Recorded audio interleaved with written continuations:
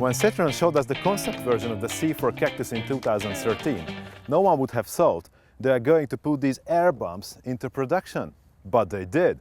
And now they want us to believe these really serve a purpose other than making the car stand out.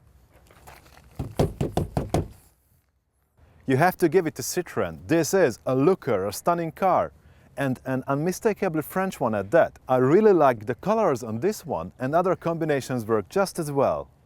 You might think looks are secondary, but it does make people notice the car, so it's probably an easier sell if it's good. The question is the Cactus any good?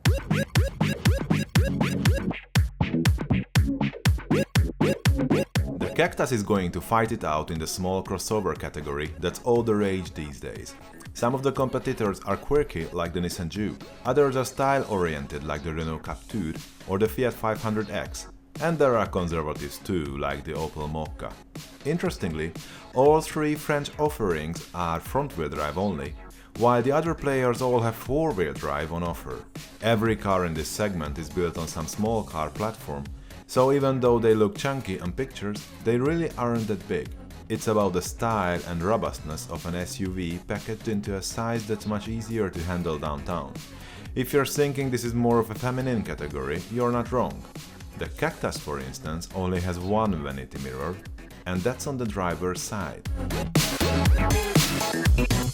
The compact size means the boot isn't going to swallow all your belongings, but because the Cactus is bigger in every dimension than the C3 it's based on, it's still quite capable back here.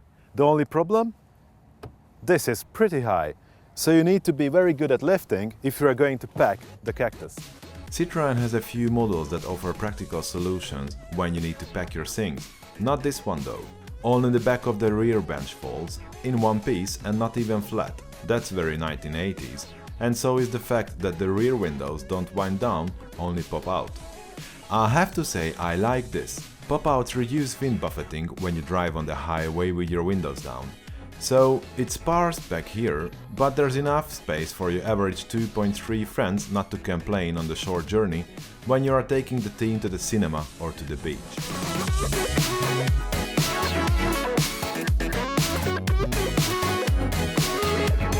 The Cactus offers 4 engine choices. There's the 3-cylinder gasoline engine with 82 horsepower, which I have sampled in the Peugeot 2008.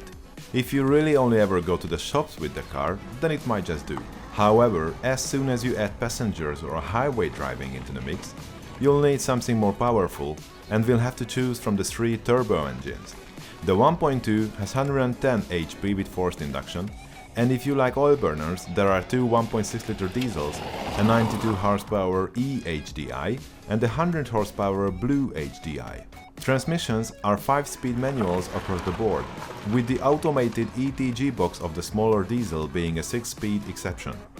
The small petrol can also be mated to an ETG, but the bigger diesel, the one we are having right now, is manual only. It's supposed to do 100 kilometers on 3.4 liters of diesel. That's 69 mpg for you US folks. That's ridiculous. But because the Cactus is low on extras and therefore light, this engine is frugal in real-world driving too. I think the best part of the Cactus is the interior ambience. I like how they use 2 big screens to clean up the place while still getting through all the information you need. I also like the seats, which look like something out of a furniture catalog, but still somehow work here as well. However, when you discard the feel-good factor of the design and look at the Cactus in conventional car terms, there are quite a few shortcomings. For one, the instrument cluster has so little to tell you, it's like some base model from the 1980s. I said it before, haven't I? The steering wheel only adjusts for rake, but not for reach, so it's very hard to set up a proper driving position.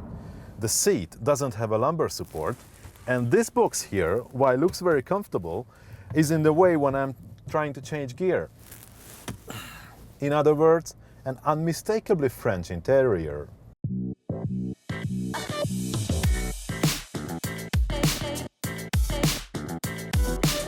Also on the list of not very good is the gearbox, which isn't much fun to use and has very tall gearing. Good on gas, but not much help when you try to pick a set of cogs in erratic city driving, which is of course most of what the car will ever do.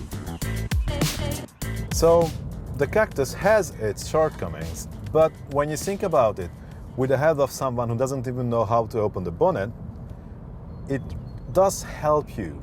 For instance, the windows are big enough that you can place the car on the street, and with the optional backup camera, it's pretty easy to park as well. The steering wheel is exactly right when in the city. It's light enough and the car's very eager to turn, so it's very easy to navigate tight corners. When out on the highway, there's really not much to say about the handling of the Cactus, but with the huge sunroof up top, the ambience is all-encompassing. This is a funky car.